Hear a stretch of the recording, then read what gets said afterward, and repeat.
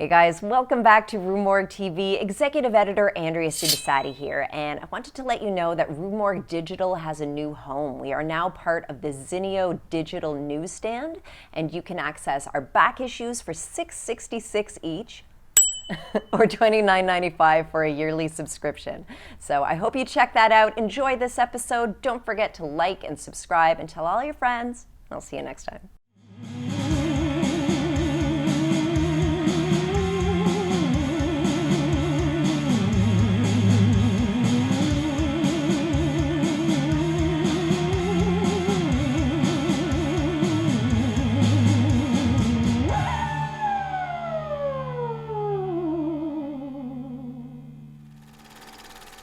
Hello, I'm THEA, and I've been playing the theremin for around 4 years now, and I play for Night Chill and various other bands, some surf, some horror, and today on Rue Morgue TV, I'm going to share my love for this wonderful instrument with you. The theremin was invented in 1920 by Leon Theremin, and he wanted it to be a household instrument. Like, he believed that this was an instrument like anyone could use.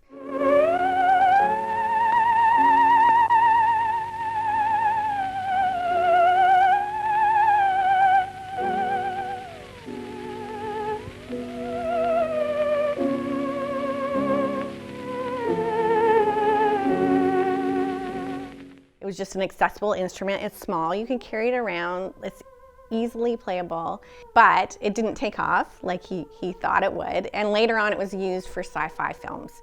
Now, they originally used like these giant kind of the original theremins that were like boxy and bigger and that sort of thing, and they weren't accessible. Moog, who does a lot of synthesizers, came up with plans to make your own theremin, and people could make their own. And of course, I'm not really technical. Like I know a little bit of electronics, but never was brave enough to make my own kit. I waited until Moog came out with this beautiful Moog Etherwave Theremin Plus, and I bought it already made. So I have 3 theremins. 2 of them are Moog theremins. So one is called a theremin, and it's really great to learn on. It gives you the notes. So with a theremin, it's up to you to know where your body is, to know where the note falls.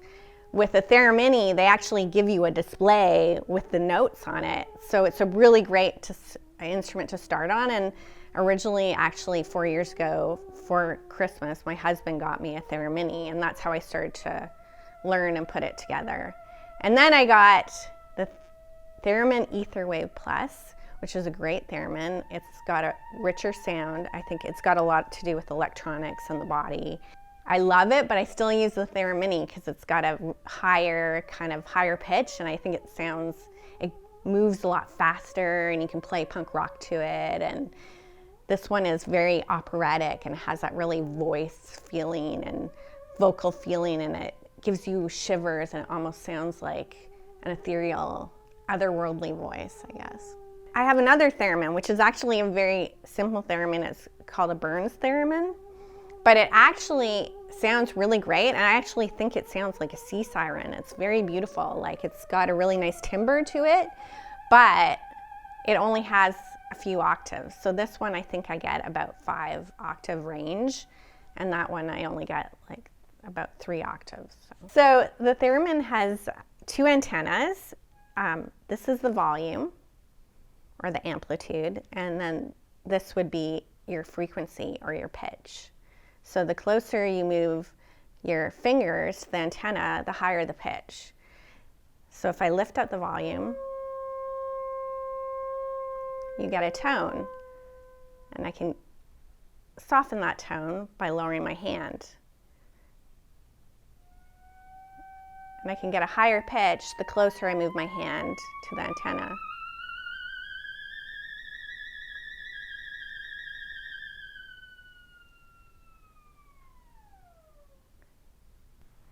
So a traditional thereminist would basically set up their machine.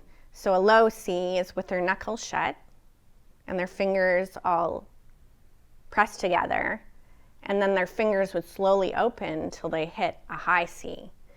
Now I'm going to try it. It might be an A, it might be a C, but we'll see.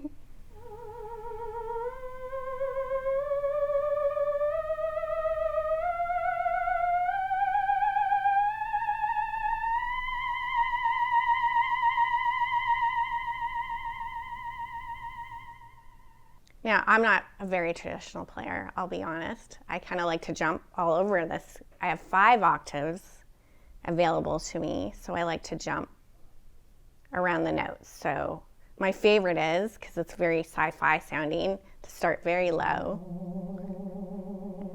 and then quickly go to high note.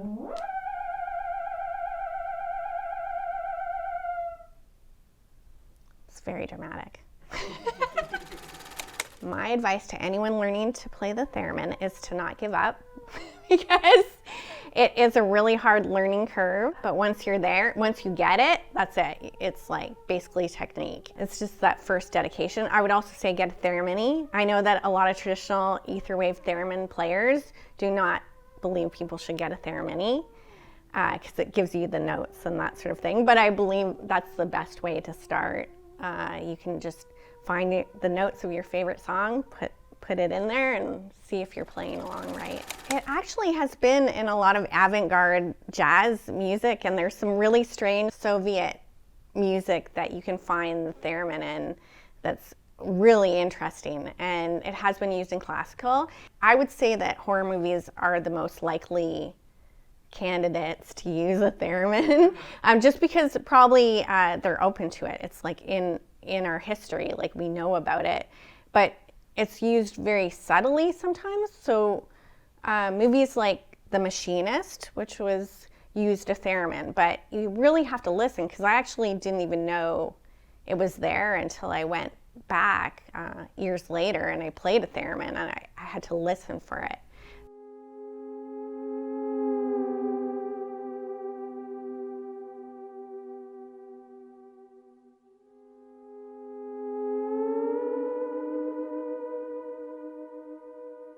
So it's like nice when it's used as like a little haunting effect, but I also love when it's like bold and like The Day the Earth Stood Still, like very vibrato.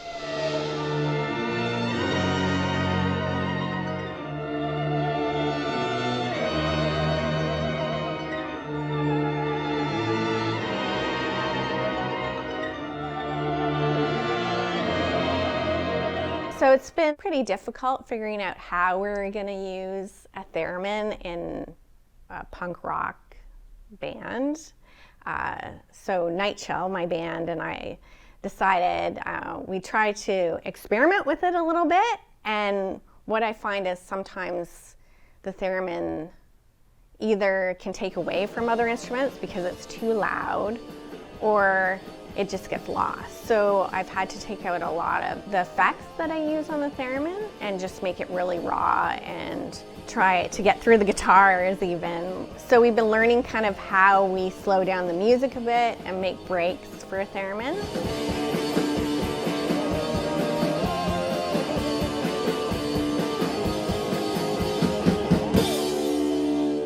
It's all new territory, so I feel like I'm really happy with what we're doing, but I feel like it's going to get better and better as we keep creating. An interesting thing about the theremin is that a lot of players, to play properly, you're supposed to not really use vibrato. But for me, because I grew up with loving horror movies, that's when they really introduced the vibrato to the theremin. So I could play just normal notes. But see, I can't, it sounds better when you add vibrato.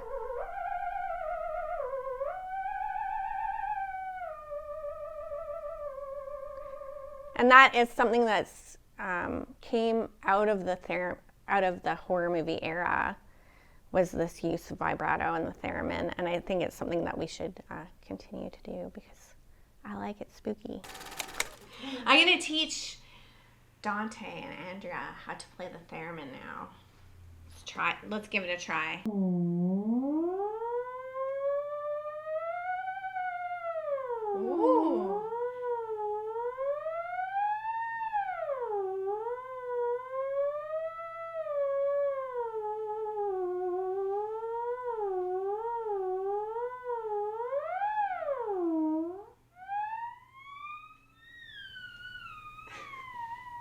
So far, he's the best animal I've ever had to play the theremin. So first, you want to hold the volume down with your left hand. Yeah. Okay. So anytime you lift that up, yeah, you're gonna get volume. So then with your other hand, what you wanna do is form like a, I guess, yeah, just touch your fingers like an A-OK thing. Like this? Yeah. And then, yep.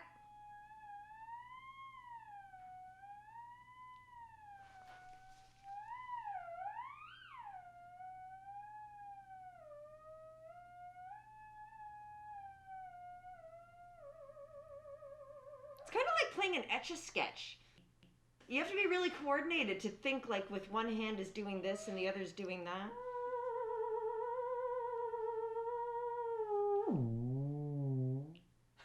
Nice. And really good. Total. I'm gonna play some Theremin to Carnival of Souls. The soundtrack was by Gene Moore, and I'm a huge fan of the soundtrack. I just love the creepy organ, so I always thought the Theremin would go really well with it. So it's one of my kind of warm-up songs or my go-to songs when I am practicing or even before we have a band meet.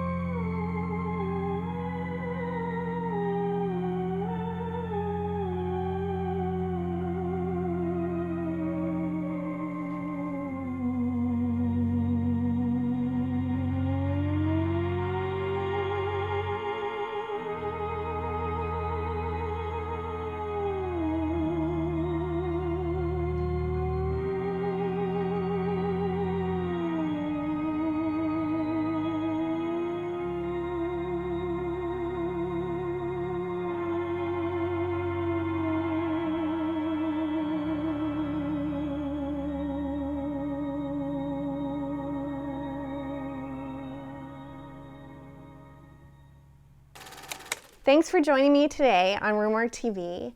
I've really enjoyed talking about the thing I love the most, the theremin, and I hope you appreciate it too.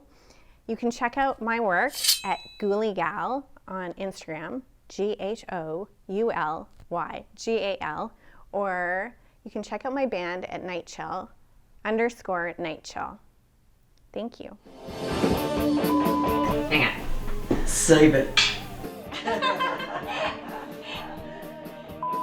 I hope you like the theremin as much as I do. No, that's so suggestive.